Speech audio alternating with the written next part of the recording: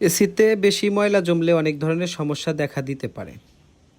যেমন কুলিং কমে যাবে। ময়লা যদি ইভাপোরেটর কয়েল বা এয়ার ফিল্টারে জমে তাহলে ঠান্ডা বাতাস ভালোভাবে বের হতে পারে না, ফলে এসি ঠিকমতো কুলিং দিতে পারে না। বিদ্যুৎ খরচ বেড়ে যায়। ময়লা জমে গেলে এসিকে বেশি পরিশ্রম করতে হয় কুলিং দিতে, যার ফলে বিদ্যুৎ বিল বেড়ে যায়। কম্প্রেসরের উপরে চাপ পড়ে। ময়লা জমলে এসির কম্প্রেসরকে বেশি সময় ধরে কাজ করতে হয়।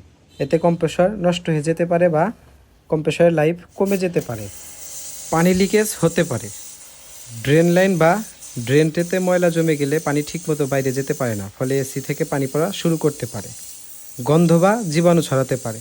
ময়লা জমে থাকলে সেখানে ব্যাকটেরিয়া, ছত্রাক, ফাঙ্গাস জন্ম নিতে পারে, যা থেকে দুর্গন্ধ এবং স্বাস্থ্য ঝুঁকি তৈরি হতে পারে। এসি থেকে অস্বাভাবিক শব্দ হতে পারে। ময়লা ব্লোয়ার ফ্যানে বা মোটরে ঢুকে গেলে এসি থেকে অস্বাভাবিক শব্দ হতে পারে। এর থেকে সমাধান পেতে প্রতি ৩-৪ মাস পর পর সার্ভিসিং করান। এয়ার ফিল্টার মাসে অন্তত একবার হলেও পরিষ্কার করুন।